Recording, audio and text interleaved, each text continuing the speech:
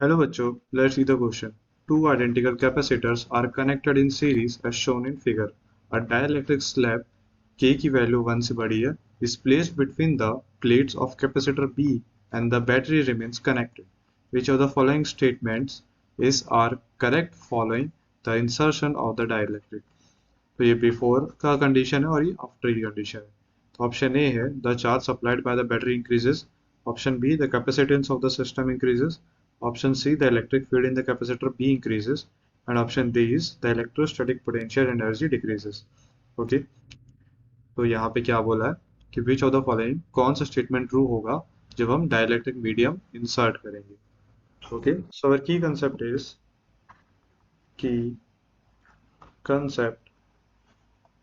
Is Q is equal to C into V. तो ये formula use होगा हमारे आंसर्स में. तो अब हम आते हैं अपने आंसर पर. तो ये C और ये C दोनों सीरीज में है. तो यहाँ पे C इक्विवेलेंट क्या निकल जाएगा? C इक्विवेलेंट निकल जाएगा C into C upon C plus C. तो ये हो जाएगा C/2. ये है बिफोर की कंडीशन, C इक्विवेलेंट बिफोर की कंडीशन. ओके, अब हम आफ्टर की कंडीशन निकाल लेते हैं. C equivalent after. तो यहाँ पे ये C तो C रहेगा, नॉर्मल C इनटू ये दोनों भी सीरीज में है, और लेकिन यहाँ पे डाइलेक्ट्रिक मीडियम आ गया. तो ये क्या हो जाएगा? इंटू के सी अपॉन C प्लस के सी. ओके, तो ये क्या हो जाएगा? के सी अपॉन के प्लस वन. के सी अपॉन के प्लस वन. ओके, और यहाँ पे k की वैल्यू जो है वो 1 से बड़ी है. k की वैल्यू 1 से बड़ी है. तो जैसे कि हम देख सकते हैं कि यहाँ पे C/2 था और यहाँ पे KC/K+1 है. C बिफोर में C/2 था, लेकिन C आफ्टर में KC/K+1 हो गया, where K is greater than 1. अगर हम इस वाले में 1 पुट करते हैं तो ये आता है C/2, जो कि C बिफोर के बराबर होता है. लेकिन यहाँ पे जो वैल्यू है 1 से बड़ी पुट करने के लिए बोला गया. इसका मतलब ये जो C/2 है वो तभी बराबर होगा जब K इक्वल टू 1 होगा, लेकिन यहाँ पे K इज ग्रेटर देन 1 है. तो C आफ्टर जो है वो बड़ा होगा C बिफोर के. इसका मतलब कैपेसिटेंस इंक्रीज हो गया. ये रही हमारी फर्स्ट कंडीशन, कैपेसिटेंस इंक्रीज हो गया. ओके, तो हमारा फर्स्ट ऑप्शन करेक्ट है. सॉरी, सेकेंड ऑप्शन करेक्ट है, ये वाला ऑप्शन. जैसे the capacitance of the system increases, C increase हो गया. ओके, अब हम देखते हैं चार्ज. चार्ज का फॉर्मूला क्या होता है? Q is equal to C into V. तो यहाँ पे जब C इंक्रीज हुआ है और ये इसके डायरेक्टली प्रोपोर्शनल है, तो यहाँ पे C और V दोनों इंक्रीज हो जाएगा. इसका मतलब Q चार्ज भी इंक्रीज हो रहा है, Q चार्ज भी इंक्रीज हो रहा है. तो यहाँ पे C भी इंक्रीज हुआ डाइलेक्ट्रिक मीडियम में आफ्टर कंडीशन में, और Q भी इंक्रीज हुआ आफ्टर कंडीशन में. ओके, तो ये दोनों इंक्रीज हुए. तो ऑप्शन में क्या बोला है? The charge supplied by the battery increases. तो ए वाला भी करेक्ट होगा.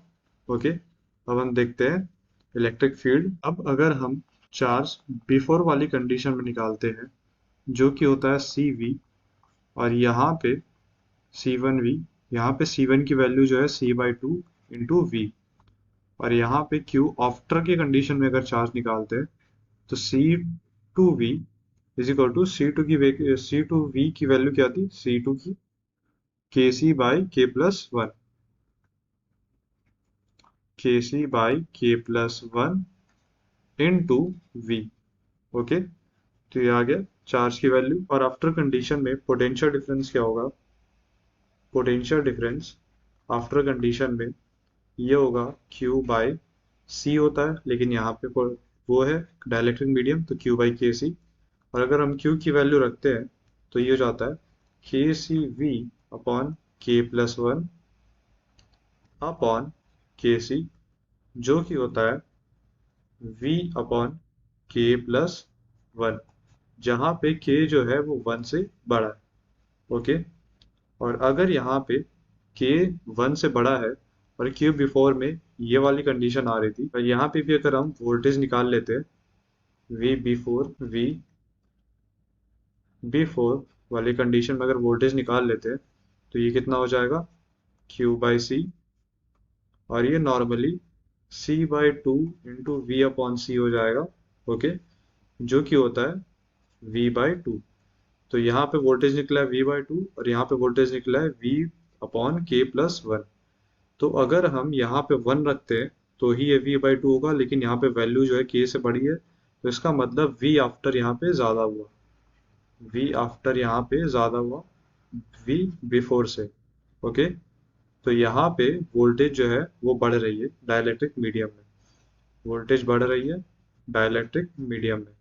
ओके, सॉरी, ये जो है v अपॉन के प्लस वन, यहाँ पे k प्लस वन की वैल्यू ज़्यादा हो जाएगी तो ये वैल्यू छोटी होती जाएगी, और ये वैल्यू v बाई टू जो है वो बड़ी रहेगी।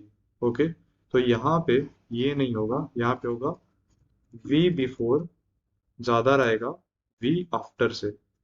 ओके, क्योंकि आफ्टर में वैल्यू कम होते जा रही है अपॉन k प्लस वन है। ओके, तो v बिफोर ज़्यादा रहेगा v आफ्टर से, तो यहाँ पे v की वैल्यू जो है वो डिक्रीज हो रही है। ओके, ये गलत है, v की वैल्यू जो है वो डिक्रीज हो रही है।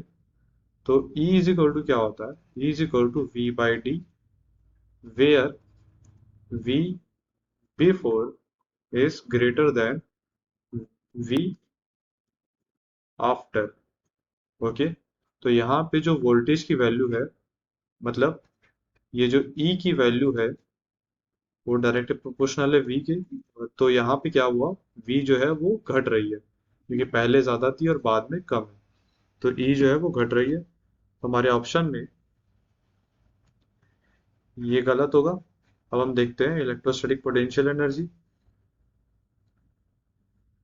तो इलेक्ट्रोस्टैटिक पोटेंशियल एनर्जी क्या होता है, U is equal to half C V square. Okay, तो यहाँ पे C आफ्टर ज़्यादा था C बिफोर से, C आफ्टर ज़्यादा था C बिफोर से, और U जो है वो डायरेक्टली प्रोपोर्शनल है C के, जैसे कि हम यहाँ पे देख सकते हैं। ओके, तो यहाँ पे क्या होगा, U आफ्टर ज़्यादा होगा U बिफोर के। ओके, U आफ्टर ज़्यादा होगा U बिफोर के, इसका मतलब U जो है वो बढ़ रहा है, U जो है वो बढ़ रहा है। लेकिन यहाँ पे ऑप्शन में क्या दिया हुआ है, the electrostatic potential energy decreases, तो ये भी गलत है। तो कौन कौन सा सही हुआ, A and B. Okay, so hope you understood it well, thank you.